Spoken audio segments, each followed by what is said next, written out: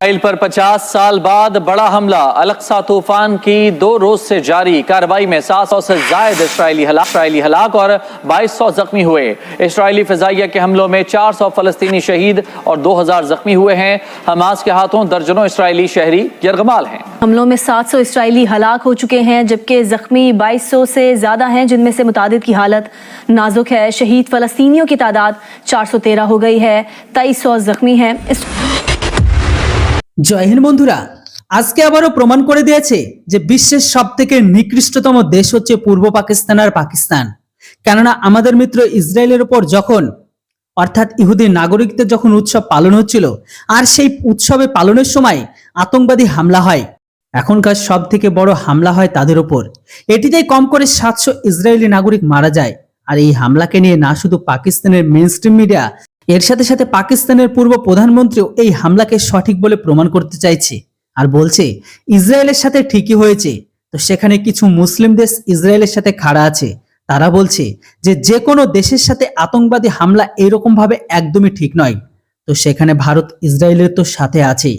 তো সেখানে পূর্ব পাকিস্তান আর পাকিস্তানে এই হামলাকে ইসরায়েলের পাপের ফল বলে আতঙ্কবাদী হামলা কখনোই স্বীকার করছে না। এমনকি এই হামলাতে কিছু পূর্ব পাকিরা তো আনন্দে উল্লাসিত। দেখে নিন পাকিস্তানের মেইনস্ট্রিম মিডিয়ার রিয়াকশনটা। اسرائیل پر 50 سال بعد بڑا حملہ، الاقصی طوفان کی 2 روز سے جاری کارروائی میں 700 سے زائد اسرائیلی ہلاک اور 2200 زخمی ہوئے۔ اسرائیلی فضائیہ کے حملوں میں 400 فلسطینی شہید اور 2000 زخمی ہوئے ہیں۔ حماس کے ہاتھوں درجنوں اسرائیلی شہری یرغمال ہیں۔ اعزاز چودھری صاحب ہمارے ساتھ ہیں۔ اعزاز چودھری صاحب، سب سے پہلے تو ہم ذرا سمجھنے کی بھی کوشش کریں گے، مشرق وسطیٰ کی صورتحال کبھی آئیڈیل نہیں رہی۔ ہم یہ نہیں کہہ رہے کہ ایک دم سے خراب ہو گیا، کبھی بھی آئیڈیل نہیں تھی، لیکن حالیہ واقعات کے بعد تو باقاعدہ ایک جنگ جو ہے وہ چھڑ گئی ہے۔ اسرائیل اور فلسطین دنیا میں دونوں کے حامی اور مخالف بلاک جو ہیں وہ ڈیفینیٹلی موجود ہیں۔ کیا عالمی سطح پر ایک ڈویژن آپ کو نظر آ رہی ہے فار اینڈ اگینسٹ؟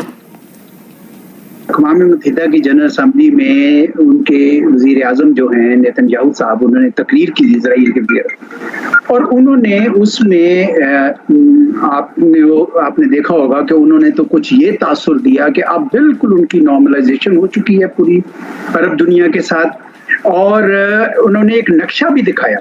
اگر آپ اس کو غور کریں تو اس نقشے میں انہوں نے فلسطین کی جو 2 ٹکڑے ہیں ریاست کے، دریائے اردن کے مغربی حصے میں اور غزہ پٹی، دونوں غائب تھے، تو اس سے یہ تاثر ابھر رہا تھا کہ جیسے اب وہ جیسے کہتے ہیں نا کہ ایک نیا مڈل ایسٹ دیکھ رہے ہیں۔ انہوں نے کہا بھی ہم نیا مڈل ایسٹ میں دیکھ رہے ہیں۔ تو میرے خیال میں یہاں اس فلسطینیوں میں، خصوصاً حماس میں، یہ تاثر ابھر گیا کہ یہ تو لگتا ہے کہ منصوبہ بندی سے ہماری ریاست بھی ختم کر دیں گے۔ تو یہ خاصی بڑی اشتعال انگیزی تھی، اور یقیناً ایک سرپرائز انہوں نے دی۔ سرپرائز اس طریقے سے کہ دنیا تو ساری تو وہ جو عمل تھا، پیس پروسیس، اس پہ لگی ہوئی تھی، تو ایسے میں حماس نے ان پہ جو انہوں نے مناسب سمجھا انہوں نے وہ وار کیا۔ ظاہر ہے اسرائیل کے سفارتی تعلقات بھی مختلف ممالک سے، اسلامی ملکوں سے بڑھ رہے تھے، دنیا کی توجہ اس طرف تھی، اور اچانک سے پھر یہ معاملہ سامنے آیا ہے۔ اب یہ بتائیے گا جوہری صاحب کہ زبانی کلامی تو کہہ ہی رہی ہے دنیا کے جنگ نہیں ہونی چاہیے، دونوں فریقین تحمل کا مظاہرہ کریں، لیکن عملی طور پر ابھی یہ معاملہ چھوٹا موٹا تو ہے نہیں، ایک دم جیسے کہتے ہیں نا بڑا ہی شروع ہوا ہے۔ تو کیا آپ کو ہوتا ہوا نظر آ رہا ہے؟ اور کنسیڈرنگ کہ حماس نے تو اپنی کارروائی کر دی، اسرائیل بھی مطلب اس کا اس کا رونگٹا اسلحے سے لیس ہے، ادھر امریکہ اپنا بحری بیڑا روانہ کر چکا ہے، اس کے علاوہ اسسٹنس مل رہی ہے، سو کیا بنے گا آگے؟ دیکھیں، اسرائیل ابھی تو ہاتھ نہیں اپنا روکے گا، میرے خیال میں وہ رد عمل تو بڑا شدید ہوگا۔ ان کا بھی خون بہا ہے، وہ بھی آگے سے خون بہائیں گے، اور پھر چونکہ انہوں نے ہاسٹیج بھی لے لیے ہوئے ہیں کچھ، اس لیے کچھ بعد نیگوشیشنز کی طرف جائے گی۔ الٹیمیٹلی ایک دم سے نہیں جائے گی، بڑی تباہی کا خدشہ ہے، اور اس کے بعد نیگوشیشنز کی طرف بات جائے گی۔ لیکن میں یہ سمجھتا ہوں کہ اس سے پہلے کافی مسئلے ہو چکے ہوں گے۔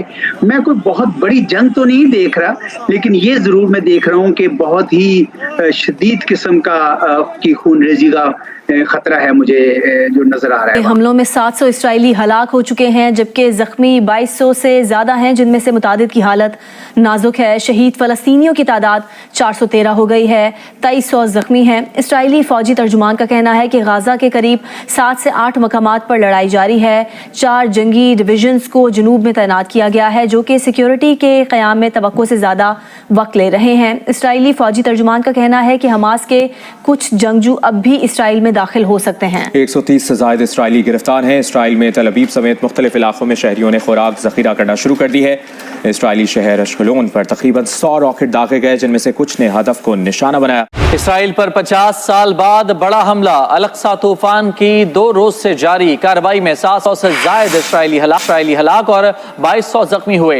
इसराइली फ़िज़ाइया के हमलों में 400 फ़लस्तीनी शहीद और 2000 जख्मी हुए हैं। हमास के हाथों दर्जनों इसराइली शहरी यरगमाल हैं। एजाज चौधरी साहब हमारे साथ हैं। एजाज चौधरी साहब, सबसे पहले तो हम जरा समझने की भी कोशिश करेंगे, मशरक़ वस्ता की सूरत हाल कभी आइडियल नहीं रही। हम ये नहीं कह रहे कि एकदम से ख़राब हो गया, कभी भी आइडियल नहीं थी, लेकिन हालिया वाक़यात के बाद तो बाकायदा एक जंग जो है वो छिड़ गई है। इजराइल और फ़लस्तीन दुनिया में दोनों के हामी और मुखालिफ ब्लॉक जो है वो डेफिनेटली मौजूद हैं। क्या आलमी सतह पर एक डिवीजन आपको नजर आ रही है फॉर एंड अगेंस्ट?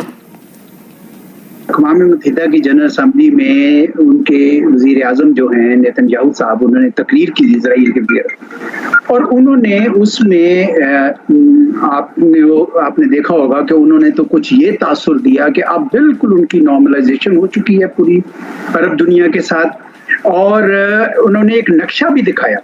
अगर आप उसको गौर करें तो उस नक्शे में उन्होंने फ़लस्तीन की जो 2 टुकड़े हैं रियासत के, दरियाए उर्दन के मगरबी हिस्से में और गजा पट्टी, दोनों गायब थे। तो उससे ये तासुर उभर रहा था कि जैसे अब वो जैसे कहते हैं ना कि एक नया मिडल ईस्ट देख रहे हैं। उन्होंने कहा भी हम नया मिडल ईस्ट में देख रहे हैं। तो मेरे ख्याल में यहाँ इस फ़लस्तीनियों में, खुसूसन हमास में, ये तासुर उभर गया कि ये तो लगता है कि मनसूबा बंदी से हमारी रियासत भी ख़त्म कर देंगे। तो ये खासी बड़ी इश्तियाल अंगेज़ी थी और यकीनन एक सरप्राइज़ उन्होंने दी। सरप्राइज़ इस तरीके से कि दुनिया तो सारी तो वो जो अमल था पीस प्रोसेस उस पर लगी हुई थी।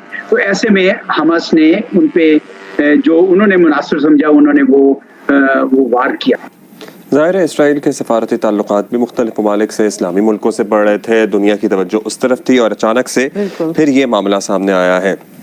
अब ये बताइएगा जोहरी साहब के ज़बानी कलामी तो कह ही रही है दुनिया के जंग नहीं होनी चाहिए, दोनों फ़रीक़ैन तहम्मुल का मुज़ाहरा करें, लेकिन अमली तौर पर अभी ये मामला छोटा मोटा तो है नहीं, एकदम जैसे कहते हैं ना बड़ा ही शुरू हुआ है। तो क्या आपको होता हुआ नजर आ रहा है? और कंसिडरिंग कि हमास ने तो अपनी